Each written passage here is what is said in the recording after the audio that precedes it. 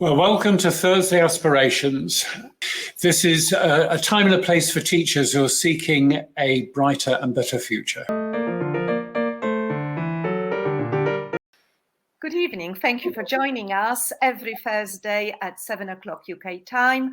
And remember to invite other colleagues, other people who might be interested in our weekly chats. So most likely you are a teacher if you are joining us for this chat. And recently, we just read very recently in The Guardian how hard teachers actually have got post-COVID. They are extremely working under extremely stressful conditions.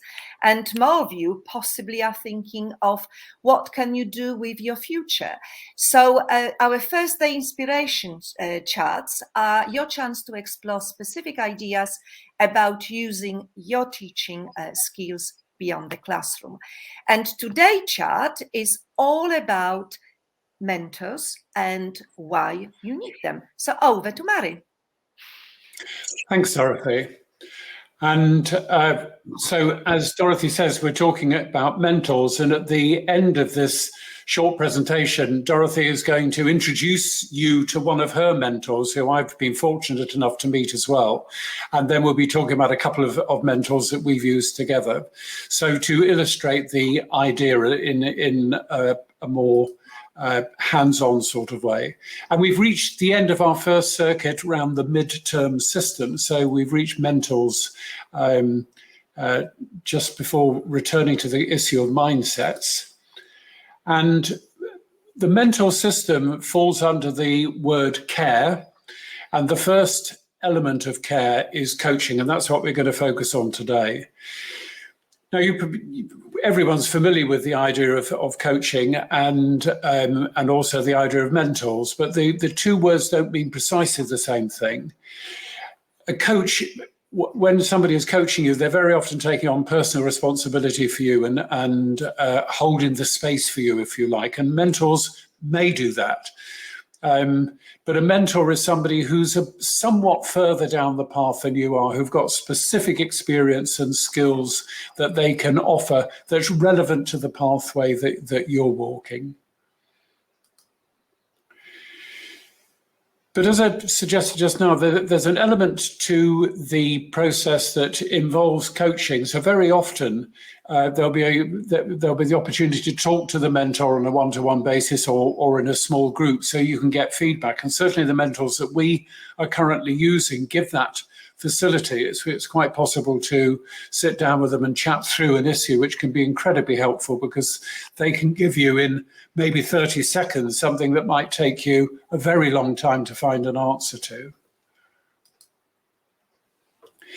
Often, though, mentoring is often offered in a group. It's a study group, it's an away day, it's a meeting in a hotel room somewhere in one of the big cities in UK. And sometimes it's embodied in a course that you might be following, or if you're lucky, it can be a retreat. And I'll be talking a little bit later in this presentation about a retreat that Dorothy and I took on public speaking, which was offered by one mentor, which was like an intensive period to help you develop certain specific skills.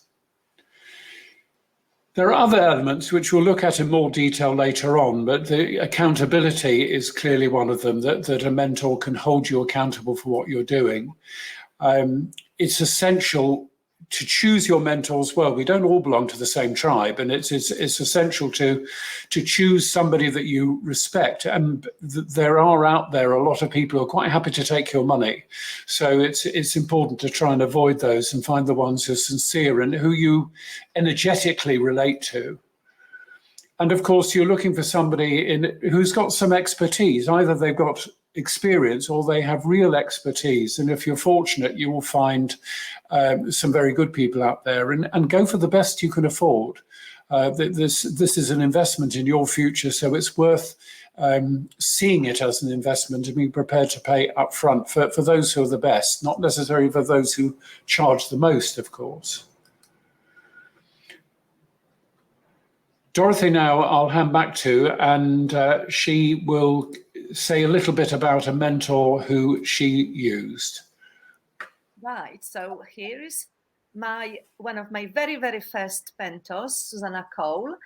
And I met her good few years ago when I was just considering my property journey.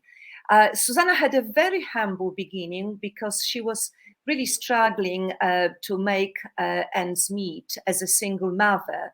So when I met her, she was really ahead of me by at least few years. She already had a property portfolio, and she was already, with her enthusiasm and willingness to help, she was already starting to attract people, and she was starting to mentor them.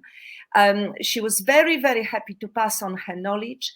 And I started on one of her very first mentoring courses, still in her own house, at her kitchen table, on her sofa in her lounge. Today, she's a highly successful property millionaire and very, very well-known property teacher.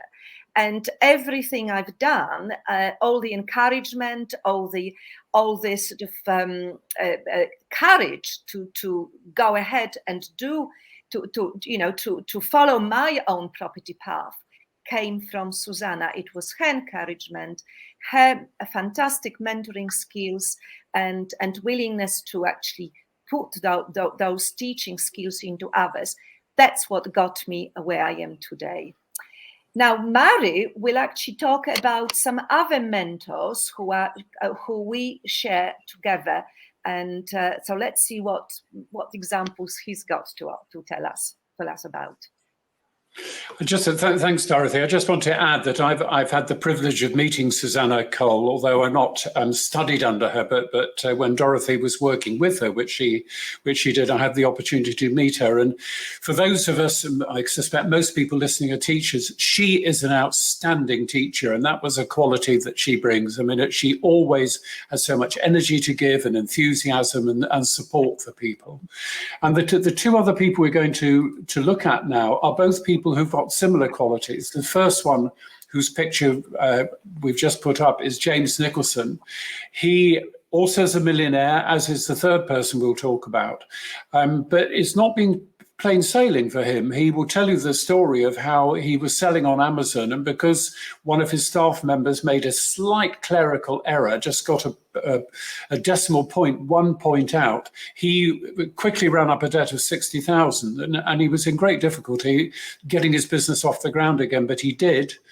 And he shares that story to show that even starting from a very difficult background, you can make marketing work, and you can make all that goes with marketing work. And he's a great guy to work with. He's very expert on social media, but particularly Facebook and YouTube, which are quite technical when you get down to using them to actually run a business. And what we found is we've done a number of his programs, and actually for those people who've been working with him for a bit, he actually gives support, a lot of support for nothing. And he's quite happy, as it were, to have people around him who he's been working with for some years, that he works with. In a sense, out of the goodness of his heart, but also, of course, we're quite happy to go along when he is meeting people for the first time as well, and as alumni, as it were, of what he does. And the third person we're going to look at is a close friend of James Nicholson. We met them both together. This is Jess and James, just to be confusing. And Jess and James he describes himself as a serial entrepreneur. He trained as a nurse.